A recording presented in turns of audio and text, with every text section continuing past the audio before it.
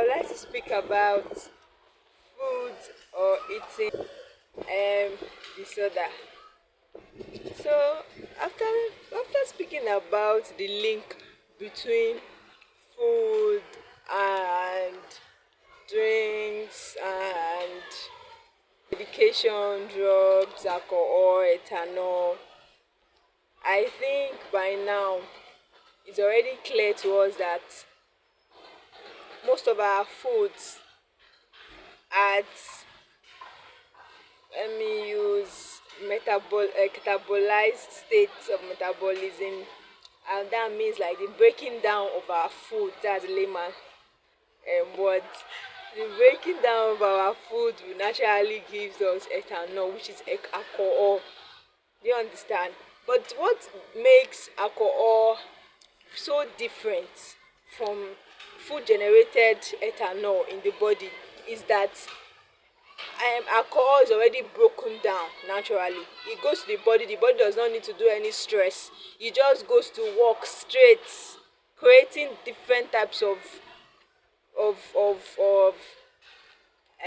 dysfunction, producing excess neurotransmitters, sending it to the wrong. In fact, it can even alter your genetics to go into your fat cells, going to damage your cells, especially when you start to do like bulge drinking, and when you start to do it occasionally. You understand? So it's that's why it's more dangerous. And also medication sometimes, because these are like, how will I say, like the fermented state of most of this let me use vitamins or minerals that have been extracted from rocks, from your animals, from your vegetables, from your crops. You understand? And at the end of the day too, when the body is going to break it down, it's still going to become an ethanol. But the medications and drugs are different, because it's my some of them, we have some drugs that will actually work within 30 seconds, 1 minute. So it breaks down so fast. Even, in fact, it works like crazy. It can sedate any strong hyperactivity in some people. It can actually calm all the nerves down. And me, I don't really like the idea of calming nerves down, because when you calm the nerves down, when the calming the sweetness of that calm as way of, it will double the hyperactivity in that person. It will double the issue that you were trying to avoid. Just like drinking, I'm drinking to forget my problems. At the end of the day, you actually double the pain or the anxiety or the depression the person will have when the alcohol has finished working in that person. So that's just the big difference for me. The fact that the duration of the breaking down is what differs.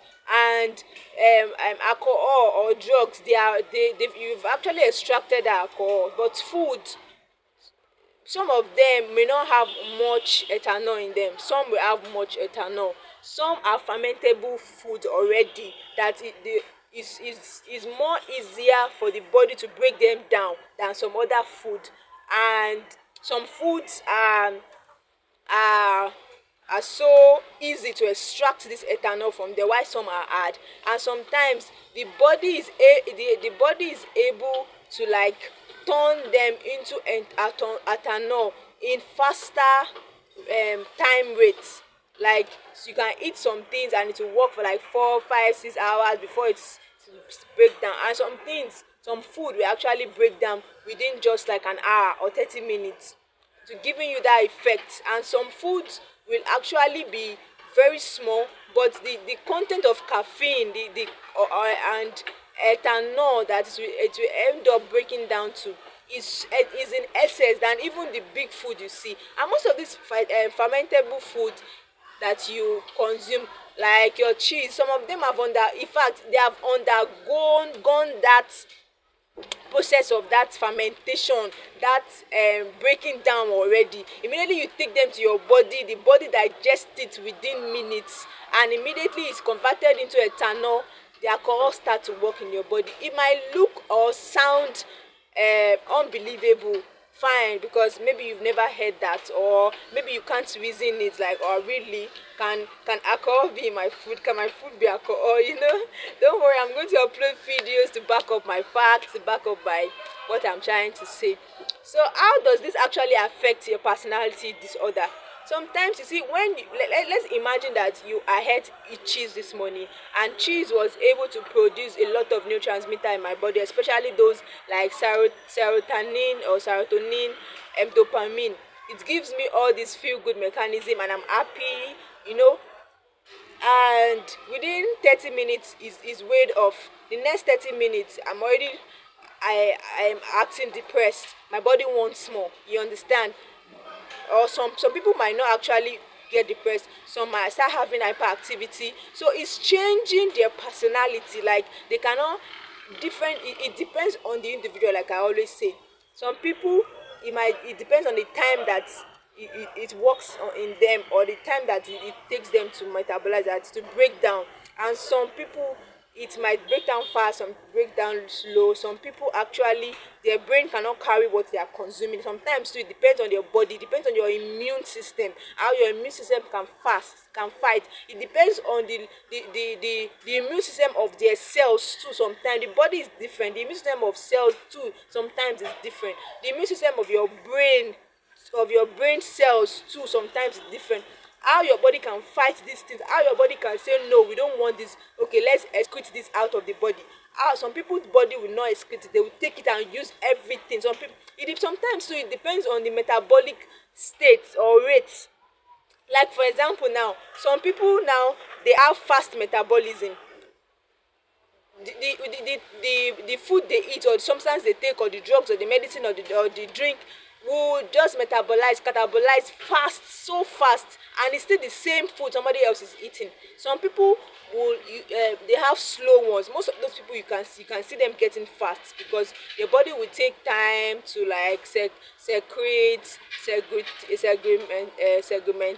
those things, put them in this colony, put them in protein. Some bodies will just break it down, send it out to the brain straight, and those are the most dangerous, followed by those that send it to the already made cells. Those ones are, or especially blood cells, those are very bad. That's when you start to have things like diabetes, blood sugar, and all that, because the glucose will just go straight into your bloodstream. It affects the cells, it affects the brain, it affects the eyes, making them have things like glaucoma, making them have a lot of things. So how does it affect your personality disorder? Exactly like what I've just said, because it starts to change your mood. It changes your mood. If you take some, and it gives you more of these neurotransmitters, it starts that your mood is lifted, is elevated. When it's all gone, or it has weighed off, your mood will go down, give you things like bipolar disorder and all that, which I'm going to talk about later. So it changes your personality, it changes who you are. Sometimes most people don't even know who they are, because the things they eat, the things they consume, it changes everything. It affects the way they think.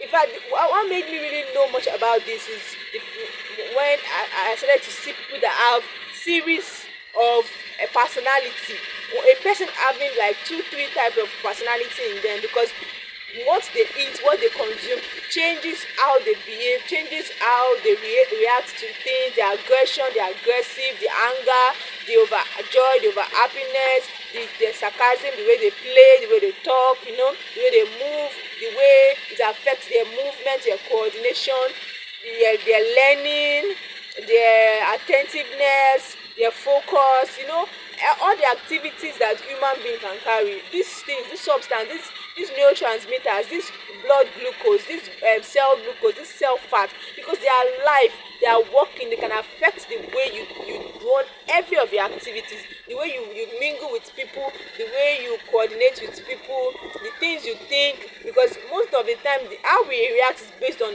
the things we hear, the things we think in our brain, the message that we get from our brain, the urges that we get from our brain to our bodies. Most times determines how we think, how we react, how we do things. So it really alters people's personality a lot. That's why sometimes it seems like the rich people are always happy, because they are exposed to different kind of nourishable foods, and most times these things convert their body, creating different type of nutrients.